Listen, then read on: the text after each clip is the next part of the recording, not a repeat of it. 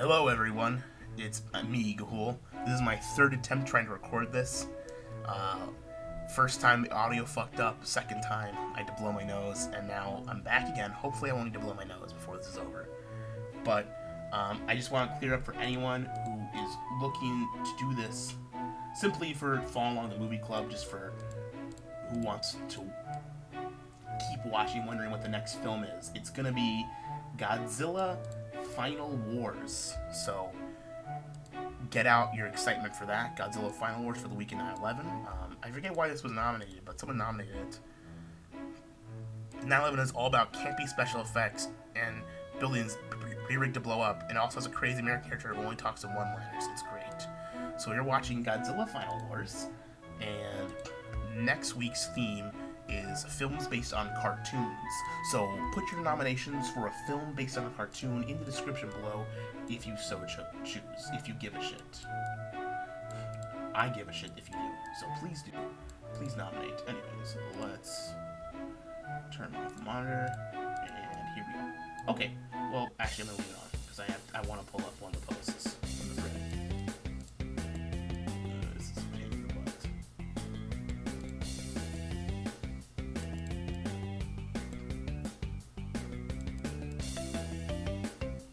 There it is.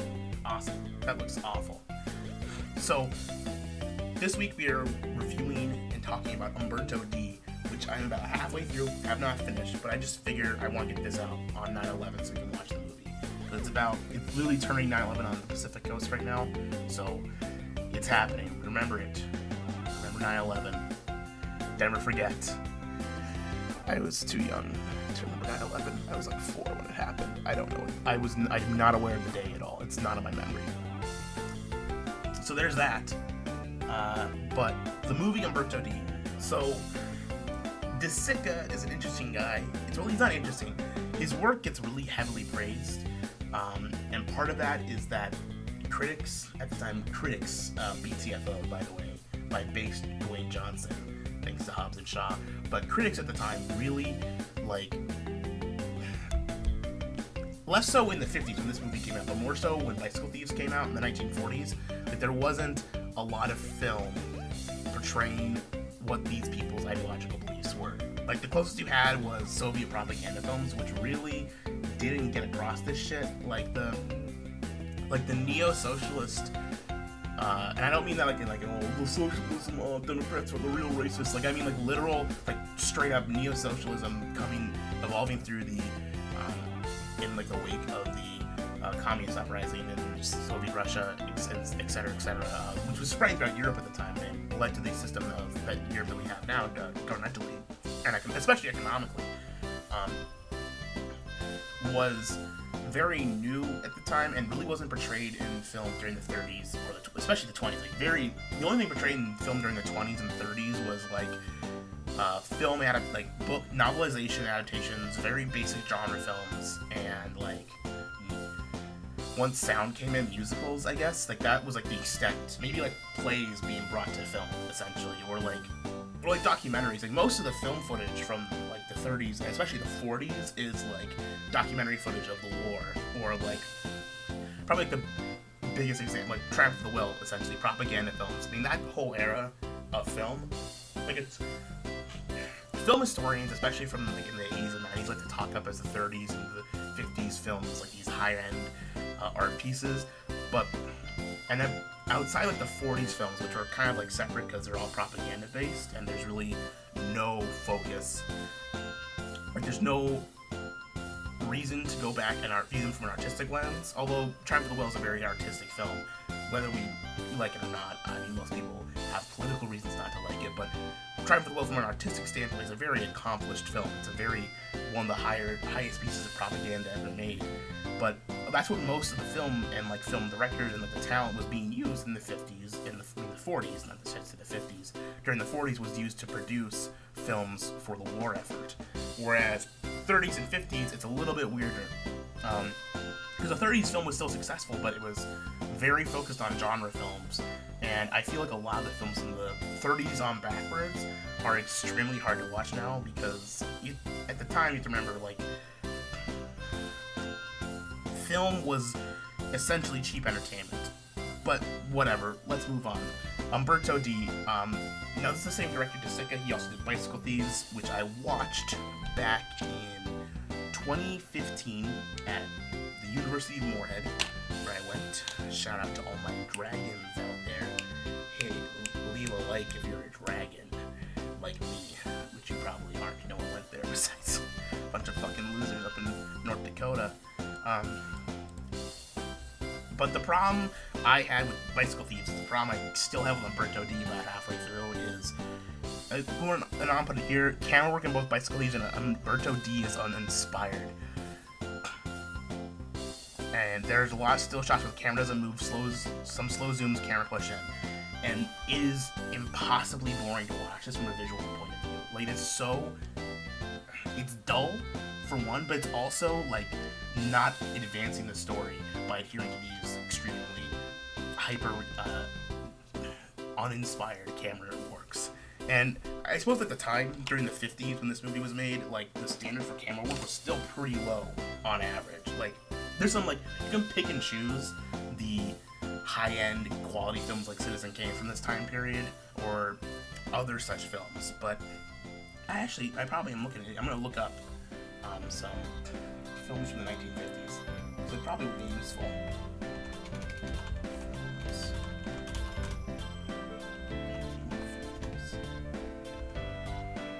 Oh, like the high-end, you know, Hitchcock movies, exactly. Like, you can look at Rear Windows, Vertigo, North by Northwest, Citizen Kane, On the Waterfront, Rebel Without a Cause. Damn, wow, there's a lot of good movies that came out here. But whatever.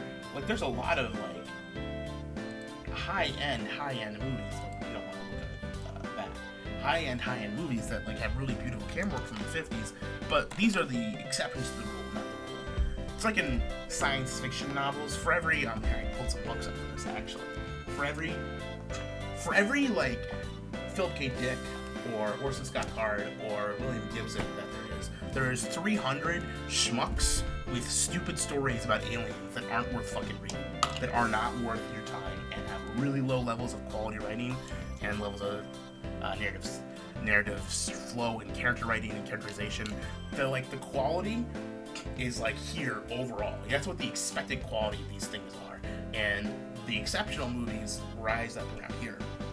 See, the problem with Bicycle Thieves, especially, is that while, yeah, the quality of the camera work is bottom barrel, but at the time, it was probably on par with a lot of other movies coming out, because besides, you know, propaganda films, like, most movies were not shot, like, visually very professionally or very modern. Like, you can, like, go back and watch old John Ford films, and John Ford's a master director and one of the greatest American directors of all time, but even his cinematography is extremely lacking by modern sensibilities. It wasn't until the 60s that, like, the modern era of, like, every film has really decent cinematography comes through.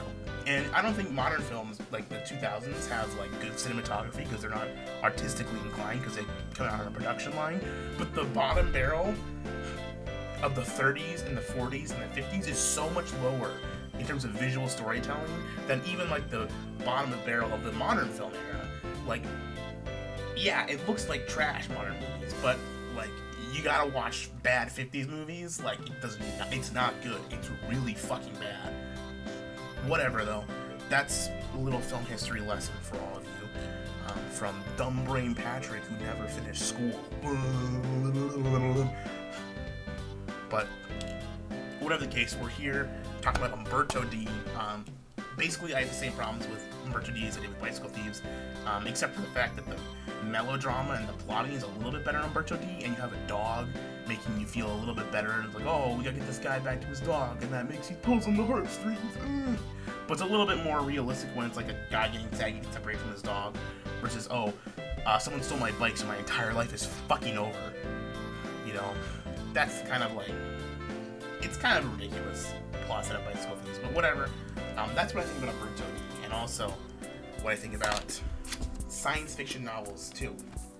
This was the analogy I was going for, is that you have to remember, for anyone who tells you film was better in X generation, remember, they're picking and choosing the solar lottery out of the lot. They're not watching the 30 books on either end that are complete trash, you know? the question is, because like I'm getting nostalgia for the 2000s now, because I'm getting that age. You know, this is what I grew up with, and I can pick and choose like the original Spider-Man movie, or you know, like Kill Bill, like the comedy movies from there, like fucking.